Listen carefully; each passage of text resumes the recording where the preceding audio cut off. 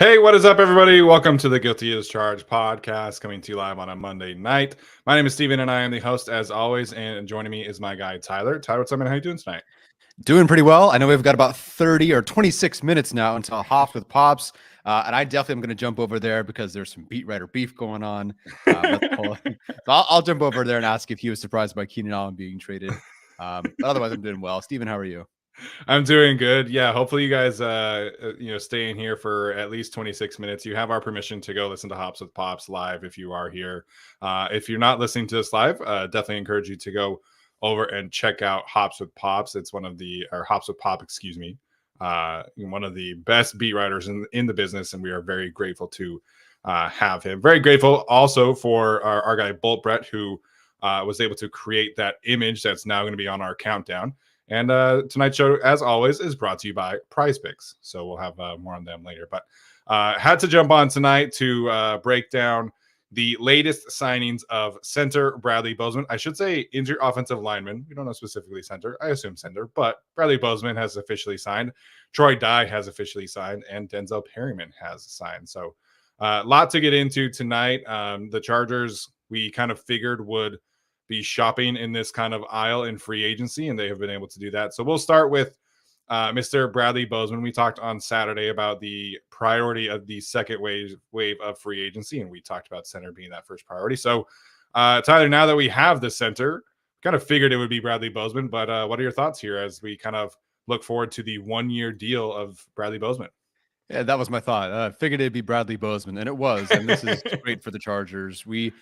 I'm not going to pretend this is a Corey Linsley signing or Pouncey signing. This is not the same caliber, but it was so essential for the Chargers to do this ahead of the draft. They have Hymus, and that's basically it at center. And maybe he becomes a great center. Who knows? But we don't know yet. I'm not saying Bozeman is a great center, but he's what the Chargers need right now because you do a mock draft, and based on what everyone's kind of saying and how everyone's feeling, the Chargers aren't really going to have a shot at one of the three better center prospects at 37. It sounds like Jackson Powers Johnson is definitely gone. Barton is probably gone, whether he's a center or not. And you're kind of hoping for Frazier at that point. And you don't want to go into the draft thinking, okay, it's either Frazier or a reach, or we take someone in the third round. At that point, and that person has to be your starter.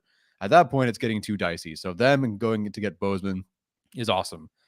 I won't pretend like you can't look at PFF and see this wasn't his worst season of his career. Yeah. 8 sacks allowed versus 11 every year before that in combined. The first time he's ever allowed 30 or more pressures. But at the same time, where was he playing? Who was coaching? Who was calling plays? Who was the quarterback? There's so much about Carolina that was not great. And not great for anyone on offense. Kind of in the same way that like Morgan Fox could not be himself on defense in Carolina. That franchise is not great. So I think that let's say yes, believe it or not, bold take. I just don't. I wouldn't look at those stats and buy too much into it. Again, I'm not pretending like he's a great Corey Linsley type center, but he's perfect for what the Chargers need right now, and it gives them flexibility in the draft. I do kind of like the 1-year deal. I wasn't sure what he'd get as an older guy, as a released player. It makes sense with the 1-year deal, but I wasn't really sure. With this, you now have, I think, at least competition heading into camp. He probably is your starter to start off, and then let things play out. If say it's Mason McCormick in the third round, or if it's Frazier in the second round, like those guys battle it out. You feel good about Bozeman, but you don't have to force a rookie to start. Let it happen naturally. The Chargers have listed him as center. At least when they signed him, they said center. He can play either. If he's your center, and I assume he's your center and your starting center, he probably doesn't get much wiggle room throughout the season. If someone, if Jamari Sawyer gets hurt or if Zion gets hurt, he's probably not your left guard. If he's playing well, like your center is your center, don't change it around. But no, I feel pretty good about this signing. I think it's exactly what the Chargers needed. Yeah, I agree there. I think this is certainly not like a home run signing. Like the Corey Linsley signing was amazing. It changed the trajectory of the offensive line, and he's a force multiplier at center. This is not that. You're paying for competency here, which I felt like was the mission of free agency for the Chargers, and just to be able to plug as many roles as you possibly could with at least decent players. And you're getting an upgrade over Will Clapp, but you're not getting a long-term upgrade over Corey Linsley by any means. So This is a guy who just gives the team flexibility in terms of draft philosophy, flexibility in terms of roster competition. Like you said, the team is projecting him at center. I think that's probably where he's going to play anyways. But let's say they trade down in the draft and they get 11 and 23, and Jackson Powers Johnson is sitting there at 23. I'm not passing on Jackson Powers Johnson because I signed Bradley Bozeman. You know what I mean? So they could still be aggressive at center if they want to be, and Bradley Bozeman could then give you competition at guard. So he's played a ton of snaps at guard. I forget the exact number, but his first 3 seasons, I believe, in Baltimore were at guard, and then he's played center as well for the last 3 seasons. So he's a fine center. I think the fit in Carolina was not anything great, but he's been able to have a very strong fit in the Greg Roman offense. He's obviously familiar with Joe Ortiz and the rest of the scouting staff. So it just checks a lot of boxes, and they did not have the resources to pay for an elite center. Like Lloyd Cushenberry signed a monster deal with the Tennessee Titans, and they just did not have that kind of flexibility. So we don't know the specifics in terms of the contract, but I can't imagine it's going to be anything huge. And he's not going to count against the compensatory pick because the Panthers cut him. So this is a solid signing. This is a guy who can be a reliable veteran for you, but he's not going to be a guy who is going to force you from passing on a high-end center if you get the chance to do that in the draft. So whether it's in the first round and at 37, if one is there and you love him, you take him, and Bozeman is your guard. If not, you can wait. You can take a Hunter Norzad or a Tanner Bordellini in the 4th round, or so on and so on. So it's just solid player, gives the Chargers a lot of flexibility going forward. Yeah, I can't. This is not a perfect match, but it's like if the Chargers had brought in a good blocking tight end last year, and so like, okay, you let the tight end board fall to you, but you don't have to like go out and reach for one. Now they didn't take any, nor did they bring in a blocking tight end. That explains last season in a nutshell, I feel like. But now, look, if one of these receivers or corners falls to you at 37, and they're like one of those guys, and they're just significantly better on the grade, in the fit, for the scheme, whatever, then let's say Cedric Van Pran. Like, let's say Cedric Van Pran is center 4 in this class. And sure, I would much rather take, let's say it's Adonai Mitchell, or it's, I don't know, maybe they want Keon Coleman or whoever. There are so many receiver options that are just that good at corner. Yeah. Maybe it's Sainer still. Maybe it's Lassiter. I don't know who they'd want, but you could go with those options. Like, it's just, I would so much rather go D tackle, receiver, or corner at 37 than center, unless one of those really good players falls to you at 37. I would just hate to feel like I had to reach for one where I had such a great receiver prospect sitting there, or corner or whatever. Yeah, you pointed this out on Twitter earlier today. You know, this is a signing that allows the Chargers to really focus in on the strength of the draft classes. Like, that was always such a frustration of mine of the Tom Telesco era, is that, like, I never really felt like they took advantage of the high-end classes, like the tight end group last year. And not to say that, you know, Joe Ortiz and the Ravens have been perfect by any means, but now you have a guy who's not going to pencil you into forcing your hand in drafting a center. So you can go draft a defensive tackle at 37, draft a corner at 37, draft a receiver at 37. And it just gives you a lot of flexibility, and it shows what Joe Ortiz is all about. He's about, you know, filling these roles as much as he possibly can in free agency with solid, reliable veteran presences. And then you address the star talent in the draft. And I think that's how it should be. Granted, he also did create another roster hole by trading Keenan Allen, but this is about free agency. Okay. Obviously, it's been about a weekish, no, less than a week now, a few days. If you're going to create a roster hole, at least it's at receiver or corner or something. Like, the Chargers are prepared to address those with the best parts of the class, which I think is so impressive. I mean, you can take in the first round, in the second round, in the third round, whatever, receiver, corner, D tackle. That's literally the 3 best position groups in the class. So setting yourself up to take not just like great players, but deep, strong position groups at any point, that allows you to either get a great player or even trade back. I doubt they'd trade up, but that option is there, and Ortiz, the Ravens have done it. So it's a great spot to be in. Again, other than the Keenan Allen trade, I genuinely believe that Ortiz, Harbaugh, and everyone have been acing this free agency period. I think it's a strong start. People will say, well, it's not like great players by any means, but that's kind of where the Yeah. Chargers are at. But it makes sense, like, for what the Chargers need right now. So sure, is it not a $20 million other player, edge rusher, D tackle, whatever? No, but it's exactly what the Chargers needed. And I can't really disagree with any of these moves so far, except for one. You can't disagree with the additions. We can say that for sure. I cannot disagree with any additions. I'll tell you that.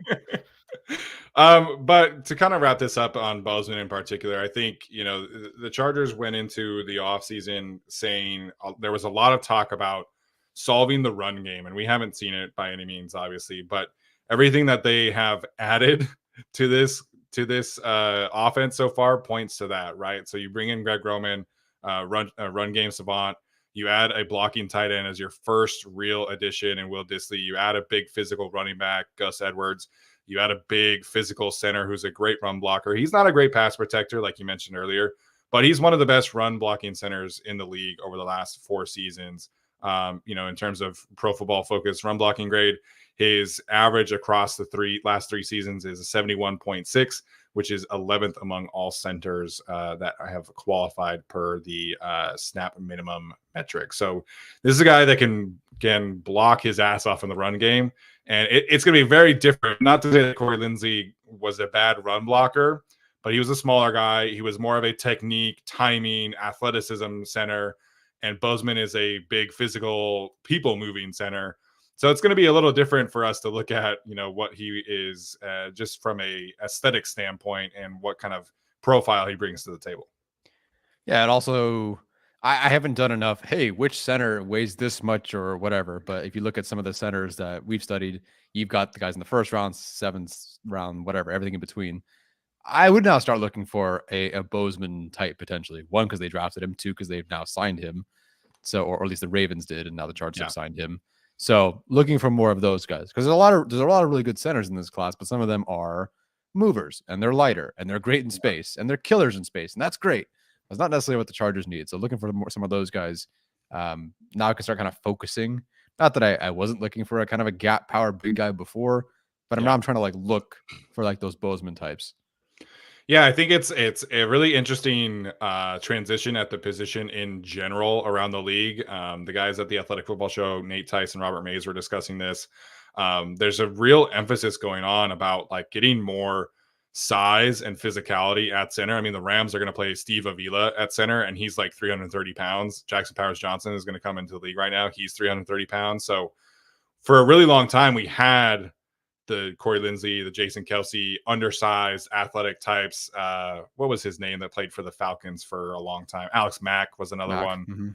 Mm-hmm. We had those undersized athletic types, and there still are those types around the league, especially with how many Shanahan guys are out there still. But it really seems like there's a real emphasis on getting bigger at the center position and getting more physical, and so Bozeman fits that. I am curious to see if they draft that same kind of archetype. That would be Hunter Norzad later on, in my opinion. I don't believe that Tanner Bortolini is that big physical kind of player. Cedric Van Pran, a little undersized, but from a mentality, play style standpoint, I think he would fit that as well. Yeah, I don't think this is by any means a counter specifically to Wilkins, but as Ben points out, when defensive tackles are getting better and stronger and faster and everything, you got to counter. So I think Bozeman is a pretty solid counter to Wilkins. Not necessarily Chris Jones, but nobody's a counter to Chris Jones. So you just kind of pray and hope there's a contract dispute or something. Yeah, well, I mean, Christian Wilkins, people made a big deal about his pass rush production, but he's a good pass rusher. He's an awesome run defender. That's his bag. And so, that certainly makes sense. And also, Chris Jones is not a great run defender, for the regular season, at least. In the postseason, he certainly is on, but in the regular season, he can be had there. So, it's a fantastic point. I mean, look at what the Panthers did. We just made fun of them, right? But they paid $100 million to Robert Hunt, and then they gave $60 million to Damian Lewis. Not every position can become a premium position, but there's a lot of give and take here. And so now that defensive tackle is widely considered a premium position, and there's so many guys out there that can rush the passer and create havoc, guards and centers are going to be much more important. They've always been important, right? But now teams, I think, are going to start reflecting that both in draft pick status as well as financially contracts considerations too. Yeah, I also appreciate that Bozeman has played so many snaps and he's been very consistent with those snaps. Yeah. I didn't look at what happened in 2022, but otherwise over 1,000 snaps in 5 of the last 6 years. Even in the quote unquote down season, he played 680.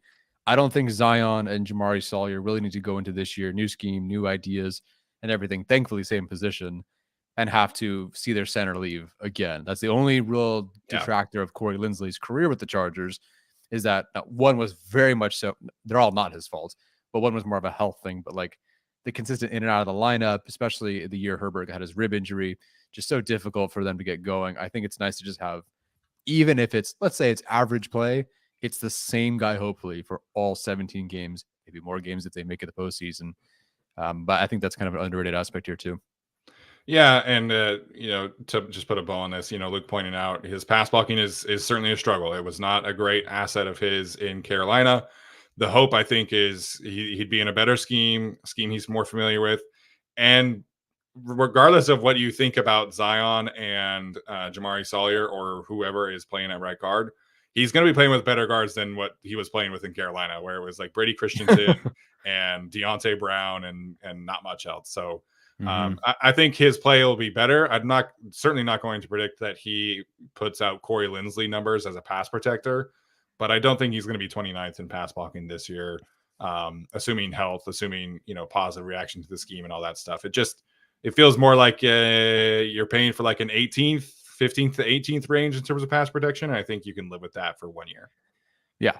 As Kareem says, we don't hold having a bad season against Panthers players. Yeah, I'd say so. Again, their offense was quite a mess last year. I believe PFF does credit the center for the sack if it's their fault, and they'll attribute separate sacks to the quarterbacks. I don't think any of these 8 are Bryce Young's fault specifically. I don't think. I can't say I watched Panthers film, but when your offense has no idea what it's doing, your line can't protect, you have a rookie quarterback who throws 40 yards a game, and none of your receivers can separate, yeah, you're going to give it more pressures because I'm sure you're holding on to the ball, not in 2.2 seconds to getting it out. It's like 1,000, 2, 1,000, 3, 1,000, 4, 1,000. So again, I Yeah. don't really hold that against him. Even the previous year without Bryce Young, I don't know who was the quarterback in 2022. Was it just everybody? That was like everybody, but I think Yeah. Andy Dalton was the guy who played the most that Okay. year. Yeah. And for that, I mean, fewer snaps, of course, but like PBE was better, only 2 sacks, only 12 pressures. Like, Yeah. I can't help but notice the difference in the jump when everything changed on offense. Yeah, and I don't know like what the Frank Reich offense like puts on the center versus the quarterback in terms of protections.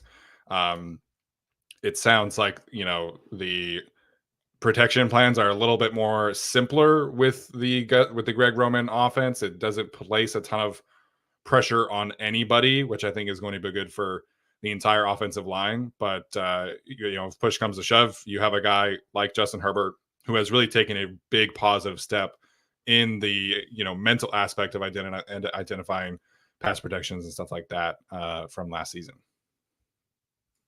Yep. All right, so the Chargers have signed a pair of linebackers at this point. So it's not just Deion Henley and Nick Niemann in the room anymore. Troy Dye, former Oregon Duck, former teammate of Justin Herbert, if you have missed the videos already. And then Denzel Perryman is back with the Chargers as well. We mentioned that a little bit on Saturday. Didn't dive into specifics here. A lot of people complaining about Denzel Perryman coming back. We've already done this. We've seen this story. They could have paid for a more expensive, better linebacker. What are your thoughts on the return of Mr. Denzel Perryman, and what do you kind of expect his role to be on the Chargers in 2024? Yeah, that's a great question. I'd have to go look at the Texans and D'Amico Ryans and that defense and how he played over there. Obviously, this is not your long-term option at linebacker. In a vacuum, just looking at these 2 players, the other starter being Dan Henley for now, I do feel like that pairing is a really good fit. Henley's barely played any football. He was not even like the second or third, sometimes not even the fourth guy last year at linebacker. But what he does do as a new to the position converted safety is he covers well and he rushes well. Yeah. And I think that Perryman can rush well, but he's your go hit the guy, run defender kind of type. So I think it's a very good mix of the two. I think Henley in coverage, rushing the passer, etc. I think a veteran in front of him is really nice. Perryman, very much so the run defender, can do some other things. Obviously, went with the Raiders, became a Pro Bowl player, as crazy as that sounds. The only concern, obviously, with this linebacker room is the injury history with Denzel Perryman. That was a bigger thing with the Chargers than when it was when he left, of course. But last year he did miss a game with a wrist injury, I believe. Then he had a rib injury that knocked him out of the wild card game, but he ended up playing in the divisional round. And then he missed 3 games because of a suspension, because of a hit that was like, why would he be suspended for that? I don't know. But they suspended it for too many, not illegal hits or something of that Yeah, nature. he had too many personal foul, Yeah. roughing, whatever penalties. Yeah, and it was a nothing burger. Maybe the ones before that were bad, but the one he got specifically suspended for was ridiculous. But I just think I mostly think it's just flexibility in the draft. You put a stable presence there, and I think that while Chargers fans want a better linebacker there, maybe they want a younger linebacker, a more expensive one, a multi-year one.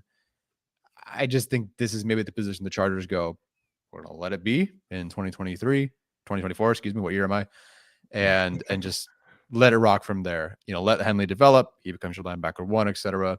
And I also don't think that it prevents the Chargers from then acquiring a linebacker at the deadline. Like, I don't think it's $100 million contract for Roquan Smith by any means, but I think the Chargers will just let this play out, let the draft come to them. Like, at this point, you probably have to take Junior Colson in the 2nd round, but you let the draft go to you. And should he appear in the 3rd round, you can go, okay, cool. We waited patiently, didn't take one in the 2nd round. He's there. We'll take him. I think it's kind of like Bozeman, just allows you to be flexible. It's not a great class. I've watched like 2 of 3 linebackers, and I just kind of didn't want to watch anymore. So frankly, like, other than spending a ton of money on a linebacker, this was probably this range of player. It was kind of your next best option. Yeah, I mean, in terms of Denzel Perryman's role, like we all know what he is. He's a run defender first. He's a coverage player second, and probably not even second. But he's still a really good run defender. I was watching some Houston Texans tape last night. You still see what made Denzel Perryman such a fan favorite in terms of his physicality, in terms of his instincts, in terms of how fast he can close the gaps. You do not see the same range sideline to sideline, so that is certainly an issue for him going forward. But I think what his role with the Texans, I think is probably going to be pretty similar with the Chargers. If you look at his like snap counts, it got progressively lower and lower throughout the season. He started the season as the green dot guy. He was calling plays. He was playing every single snap.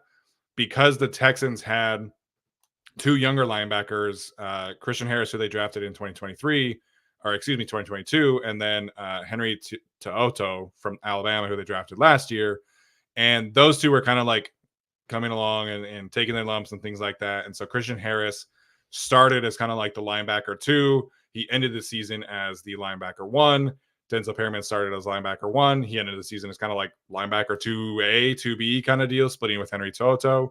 So that's kind of what I envision his role to be with the Chargers in terms of a snap count. He probably will start as kind of their linebacker 1, and unless they draft one in the 2nd round, maybe that guy could be your linebacker 1. But he's your linebacker 1 for now. He's your play caller for now. In the long term, he's your run defense linebacker. So in an ideal world, like the guy you draft or Diane Henley becomes that linebacker 1 eventually by the end of the season. So it's a guy to just kind of like stabilize the room a bit here. And worst case scenario, he is your 1st and 2nd down linebacker guy. He can punch your other teams in the mouth, that kind of guy. And it'll be a lot of fun to see. But like Tyler mentioned, the injuries are certainly a concern. Although he stayed mostly healthy in Houston and Las Vegas. Yeah, he's mostly been healthy, so it's not like it's been a huge problem. Mostly just a Chargers thing from back in the day. But the Chargers want to win now. They talked about winning now. Obviously not the best version of their team that they'll have, but in 2024 they want to win. 1-year signings with Bozeman, with Perryman, etc. Right the ship. That's kind of the neighborhood they're in. Yeah, and I know there was a tweet from, I forget his name, not Jason from OTC, but Nick, I think his name is Nick Court, the other over the cap guy. Sure. Anyways, there's a tweet that the Chargers were potentially going to lose a compensatory pick because of this signing from Denzel Perryman. But Kyle D on Twitter pointed this out, that As it currently stands, the Chargers would need I think 4 signings above $3 million to basically push Denzel Perryman back down the list, which would allow them to have that compensatory pick from Jared Everett stick to be a compensatory pick. So I'm not too concerned there. Like Tyler Boyd's a free agent still. There's going to be some other more expensive additions there, like Stephon Gilmore, Steven Nelson, some of the pass rushers, Kyle Van Noy, maybe not Kyle Van Noy, but Jadeveon Clowney still is a free agent. So that kind of group is going to push Denzel Perryman's contract down. And I would imagine that there's some heavy incentives on that contract. So just wanted to mention that. I do think the Chargers will ultimately get the compensatory pick back from, or not back, but I think the compensatory pick for Jared Everett will stick as it was previously projected. Yeah, and even if it doesn't, I never pictured 2025 and the comp picks to really be the big deal. This to me felt like the 2026 thing. So you take the players you have, you're Bozeman and Perryman and all these guys and some other future free agents. Those guys go. You're really playing comp picks for 2026. Anything at this point in 2025 is just a bonus. Yeah. Are there Tyler Boyd rumors? I have not seen anything on Twitter there. Probably the same rumors as Justin Jefferson being traded for Mike Williams, and that didn't happen. So there's always rumors and rumblings and source and this and that, and broken Lion season, clock. baby. Right? Yeah, my favorite. Yeah, Daniel Popper's on. All right, see you guys. All right, episode's over. No, in all seriousness, I would be very surprised if Tyler Boyd became a Charger. I think they are going to try their best to protect those potential 2 compensatory picks, and signing him, I think it doesn't make any sense to me. Like if they sign a receiver, to me, it should be a younger guy. Like Paris Campbell would be a better signing for me than Tyler Boyd. Given Tyler Boyd almost 30. Yeah, man, he's old. He's been in the league for a long time. What? I never would have. Yeah, he'll be 30 this year. Dang, I did not realize he was a 2016 draft pick. Huh. Yeah. Okay, so the other linebacker signing is Mr. Troy Dye, like I mentioned, former teammate of Justin Herbert at Oregon. The initial tweet that Ian Rappaport sent out that he is a special teams guy, obviously, played with Ryan Ficken previously, but there was a chance that the Chargers were offering him to, play a bigger role on defense going forward. I'm not going to lie, I have not watched Troy Dye tape. I liked him a decent amount coming out of the draft.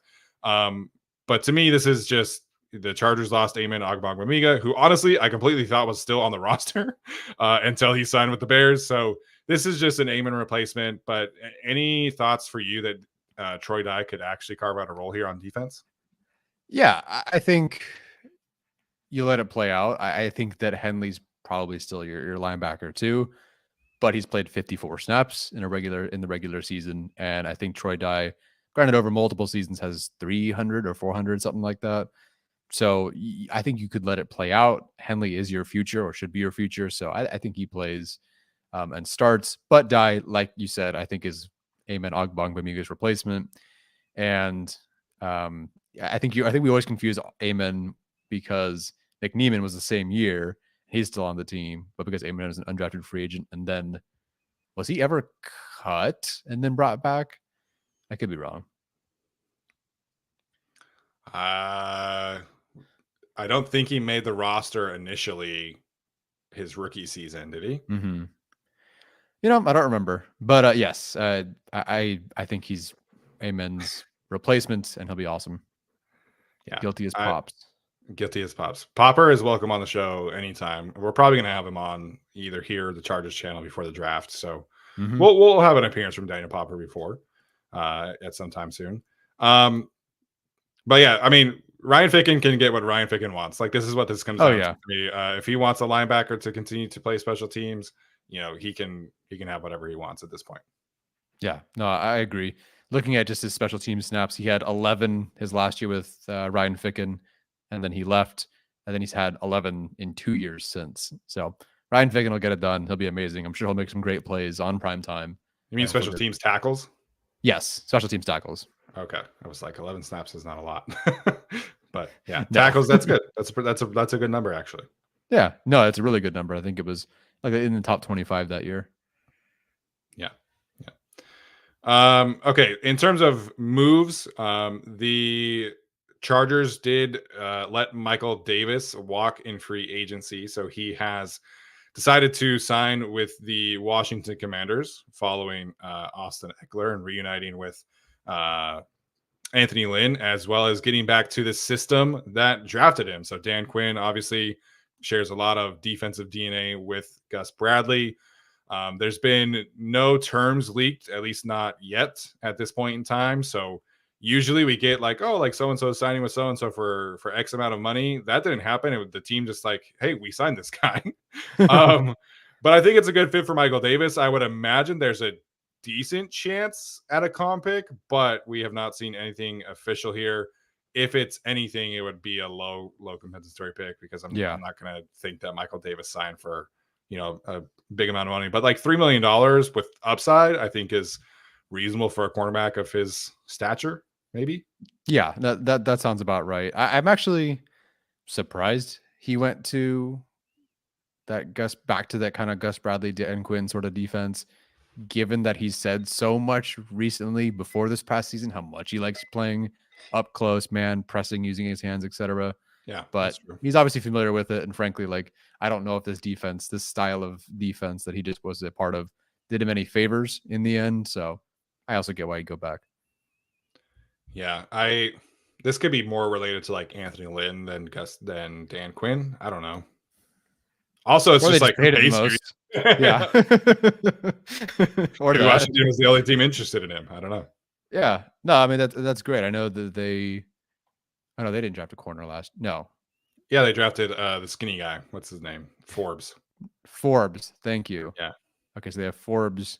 But they lost Kendall Fuller in free agency, so gotcha. I'm not going to pretend like I know anything about the Commanders depth chart. So yeah, I mean, there's a role though. I mean, Michael Davis can play really good football, and technically, this is the every other year upswing year. So who knows? Yeah, I mean, 2020 was very good. 2020 was very bad. 2022 was very good, and 2023 was very bad. So yeah, this is technically his probably the last year of his prime, his athletic prime, at least for a corner. Yeah, potentially. He's 30, right? Got it. He should be pretty close. I don't know how old he is though. Okay. All right. So yeah, we have some super chats to get to, and then we'll sign off. I know all of you guys are dying to get over to Hops with Pops, so we just wanted to do a quick episode tonight. We'll have Trevor Sycamore on the Chargers channel on Wednesday, but wanted to make sure we had an episode in before then. So Josh Morrison, this is a great question. I've certainly wanted to address this in some capacity. He wants to know who will benefit most from the Harbaugh effect, O and D. If you had to pick one player on each side, Tyler, who would you choose? Zion Johnson and Joey Bosa. I think for all the Harbaugh reasons, not just Harbaugh, but Minter and Herbert and everything else, that helps Bosa quite a bit. Frankly, he needs it. And then Zion Johnson, the fact that he before the draft checked every box and was great at everything: film, stats, Senior Bowl, dominated guard, center at the Senior Bowl, you name it, smart guy, everything, RES, beautiful. And the fact that he hasn't really become that, at least even a very, very good guard yet, kind of to me feels a bit on coaching. You put Harbaugh, Greg Roman, this scheme together, and hopefully Slater's healthy and Bozeman works out. Like, I think those two guys will benefit the most. Yeah, I mean, obviously we loved Zion coming out. This is certainly a make or break season for him, barring his first 2 years, but the flashes have always been there. Like, the good Zion games are so much fun to watch. It's just like the consistency factor was never there. It has not been there to this point, I should say. So hopefully it gets to that point. I think on offense, benefit the most, I think, implies like a leap forward from somebody, and maybe that could happen with him. But I think Josh Palmer is just like a very typical Jim Harbaugh wide receiver. In San Francisco, he had Michael Crabtree and Anquan Bolden. Not to say that because those were great players, right? But Palmer's not that. But stylistically, like, he fits that like tough, dirty work kind of role that Harbaugh seems to like. So I think Josh Palmer, if he stays healthy, that's kind of the big thing. I think his role will get solidified, and I think he would be my choice. Obviously, I would love for this answer to be Quentin Johnston because it would make the roster that much better. But I think Josh Palmer just stylistically and personality wise just fits what Harbaugh wants at wide receiver. Yeah, I agree. That's a really good call there. Josh Palmer, I mean, he's great. He just is not healthy all the time, and it's such a bummer. Yeah. If they can get health out of him and he fits, and obviously he's like now the wide receiver two, probably is the wide receiver two, even if they take, let's say, Neighbors. I think he's awesome, and I hope he does well. I've been rooting for him since the 30 snaps he played, I feel like, his rookie season. But you watch him and go, oh, there's something there. And it's Yeah. so close. Contract year, man. Like, I think this could be a pretty good season from him. Yeah. Defensively, I mean, there's a couple guys that I think just like by sheer nature of like the roster, like I think Otito could benefit a ton from this defense, but also Oh, like yeah. they need him to play a lot because they don't really have any other options. I think the biggest leap is going to come from Derwin. Like I think Yeah. Derwin was a solid safety last year. I don't think he was like as bad as people make him out to be online, but he certainly took a step back. A lot of that is all the stuff going on around him, but I think Jesse Minter is going to bring him back to being a Pro Bowl, All Pro type of safety. He's been training MMA stuff with Jake Glazer and everybody, which I love to see. I think this is a perfect fit for Derwin James. I think we see Derwin get back to his former self. Still think there's 2-3 years left of high end play in there, and Jesse Minter will be able to bring that back out. Yeah. No, this is, we even asked Cody Alexander about this, and I just think everything Minter wants to do with Derwin. It's funny because we got so hyped and so caught up in the wow, here's all the things that he could do. And Minter even said as much. Like some people get, I almost felt like a thinly veiled shot. Some people get so caught up in what he could do, they don't just think of like the few things that he just does freaking great and let him go do that. So not only do I think that he'll be better with this defense and with Minter or with Harbaugh anyway, but they're probably going to get a corner or two and really shore up this secondary. And that just helps Derwin a lot anyway. So I think that, yeah, it should be a return to form for sure. Yeah. All right, get to the next one here from Cody Spencer. No, we're not. Time out. No, I'm taking this one for sure. I have to, Joseph. I have to recognize the Lord of the Rings quote. Okay, moving on. Thank you, Joseph. I see you. Nicely done. That is definitely a way to get answered on this show. If you drop a Lord of the Rings quote, you will get on the YouTube channel for sure. There you go. All right, from Cody here. Sorry if you already talked about Mike, but how would you rank the likelihood of Mike's landing spots between the Jets, the Steelers, the Panthers, or back to the Chargers? So these are all scenarios that have been mentioned by the national reporters, Adam Schefter, Ian Rappaport, Josina Anderson, you name it. I believe he is visiting with the Jets tomorrow, I think is what Josina Anderson said. And then Steelers later this week, Panthers after that. This feels like a Panthers overpay to me. He's from the area. They need to make sure Bryce Young has weapons. He kind of fits differently than who they have in the building already.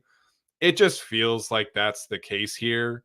I hope it's not the ultimate landing spot for him, just because I do not trust that regime to get him the football as much as he deserves.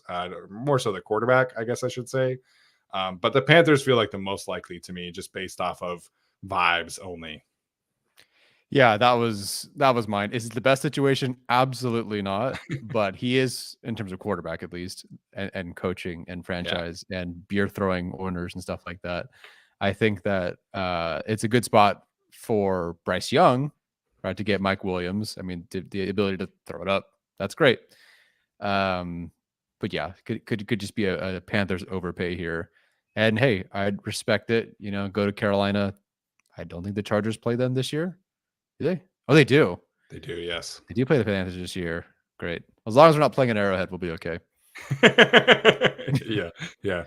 I don't think he really fits the Jets offense. Granted, if Aaron Rodgers wants him, I'm sure they would pay for him. That's an overpay. That'll be an overpay. Yeah, that'll be an overpay. The Steelers, I'm not crazy about like him catching passes from Russell Wilson, but the one thing we know Russell Wilson and the Steelers like to do is throw a shit ton of go balls, and that is what Mike Williams does best. So There are worse fits out there from a schematic standpoint than the Steelers. Yeah. Maybe it's Fields. Maybe it's Wilson. Yeah. Hopefully an NFC team though.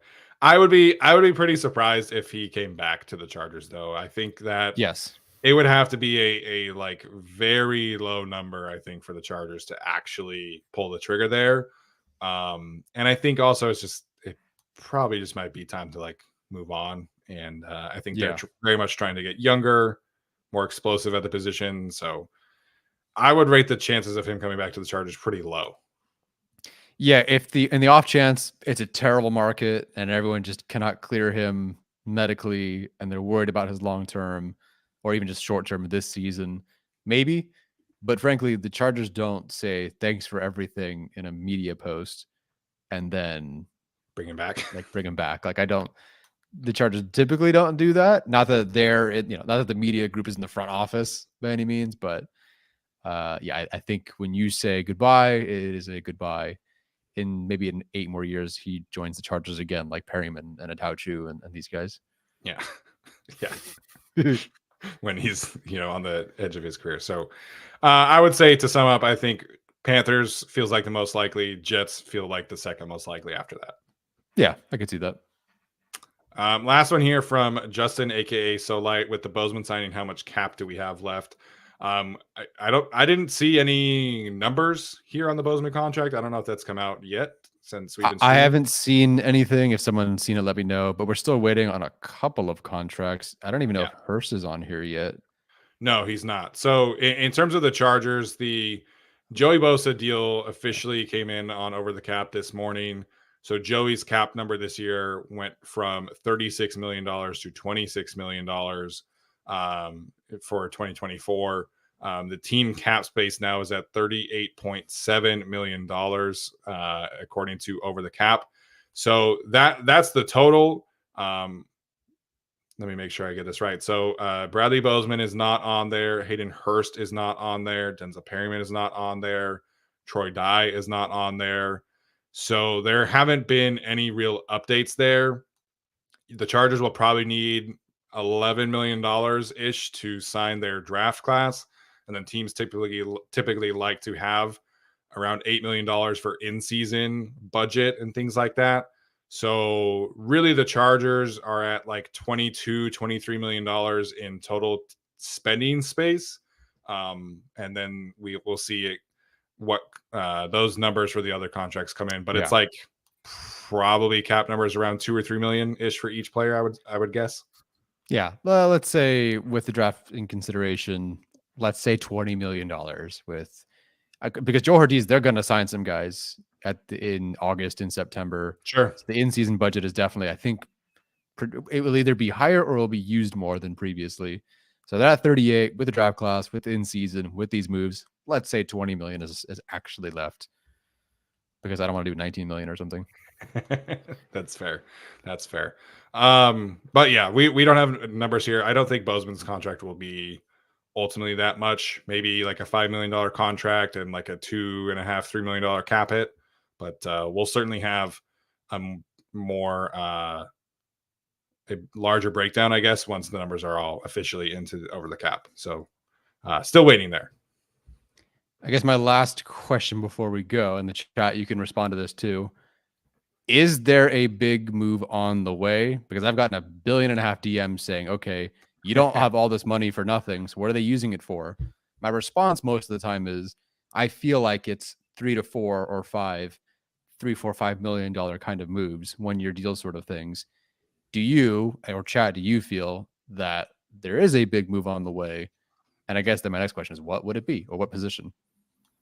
I don't feel like a big trade is coming. I feel like this regime is going to value the draft picks that they have, try to acquire more draft picks. Obviously, they traded Keenan Allen because they want more draft picks. So I don't think it'll be a trade. I kind of side with you that they're probably looking at more smaller signings right now. And maybe if there's a relatively bigger name in the summer that could be had that costs you 2025 draft capital instead of 2024, I think I wouldn't be shocked at that. Yeah, that sounds about right. I could see that. Yeah. Or, if like Dalton Reisner still is unsigned in the summer, like maybe that's kind of like your bigger signing. Yeah.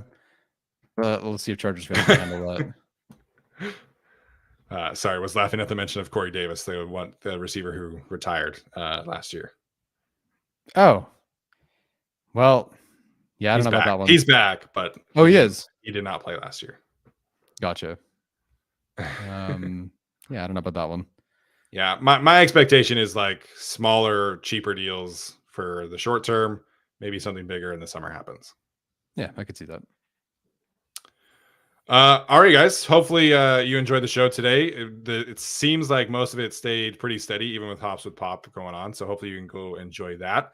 As always, tonight's show was brought to you by Prize Picks. You can go use Prize Picks for all of your March Madness NBA desires. Very easy to use. It's a great way to earn some money, and you can go get a deposit match up to $100 over at prizepicks.com/guilty. Tyler, any other final thoughts before we head out? Prize Picks is fantastic. They gave me a free foreplay. Well, that sounds a whole different thing. Okay. They gave me, anyway, final thoughts from Tyler. They gave me a free FOUR -play, flex play on Prize Picks. And yeah, I got $60. So that was great. Yeah. Nice. And I only got $60 out of that. That's the only thing I got out of that. Wow. Yeah, just go to Hops with Pops. He's a professional. Like, like just sign off. All right, guys. I appreciate you. We'll see you on Thursday. As always, Bolt up.